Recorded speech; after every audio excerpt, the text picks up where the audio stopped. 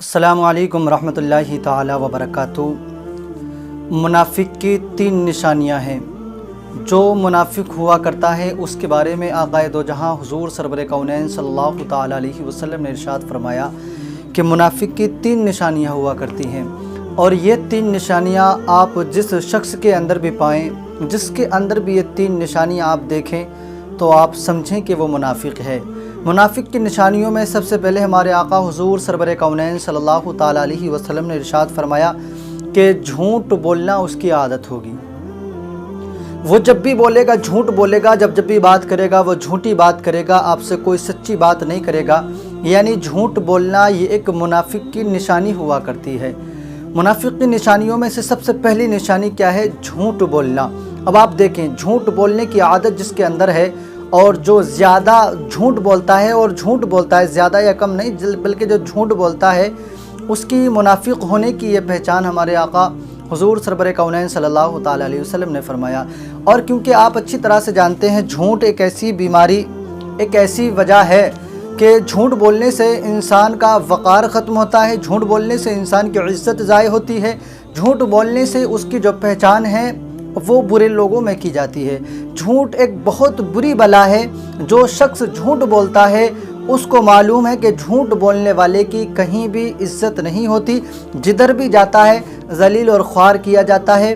इसलिए मेरे आका ने झूठ बोलना ये एक मुनाफिक की अलामत बताई कि जो झूठ बोलता है ये मुनाफिक की पहचान है।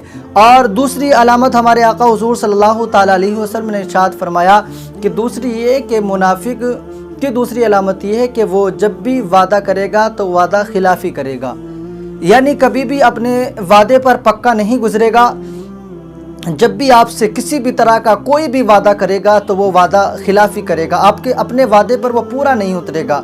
जबकि हमारे आका हुज़ूर सरवर कौनैन सल्लल्लाहु ताला अलैहि वसल्लम की पहचान ये थी कि आप अगर किसी यहूदी से भी कोई आपसे वादा कर लेता तो आप तीन रोज़ तक एक ही मकाम पर खड़े होकर उसका इंतज़ार करते थे कि वो आए और जो है हम उसके वादे को देखें। मतलब हमारे आका 3 रोज़ तक भी खड़े होकर के उसका इंतज़ार किया, और जब तीसरे दिन आपके पास आया, आने के बाद कहने लगा मैं तो अपने वादे को भूल ही गया था, मैं माजरत चाहता हूँ। मेरे आका ने इरशाद फरमाया नहीं, अभी तो तुम्हें 3 दिन हुए हैं, अगर इससे ज़्यादा दिन भी आप अपने घर रहते और आकर के देखते तो मैं तुम्हें यहीं पर मिलता।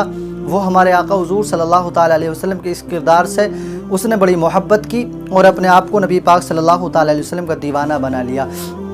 तो मतलब ये पता चला कि जो मुनाफिक होगा वो वादा खिलाफ़ी करेगा, वो झूठ बोलेगा, वो आपके सामने जब भी जो भी वादा करेगा वो झूठा वादा करेगा। और तीसरा मुनाफिक की पहचान ये है कि जो मुनाफिक होगा वो आपकी अमानत में ख़यानत करेगा। अमानत में ख़यानत करना ये भी मुनाफिक की पहचान है। आप उससे कुछ भी दें रखने के लिए और फिर वो आपसे झूठ बोले कि आपने मुझे नहीं दी, या आपकी अमानत में ख़यानत कर ले, बिल्कुल मना कर दे कि मेरे पास नहीं थी, आपने नहीं दिया, तो ये भी अमानत में ख़यानत है। और अमानत में ख़यानत करना ये मुनाफिक की एक पहचान है। मुनाफिक की पहचान है अमानत में ख़यानत करना।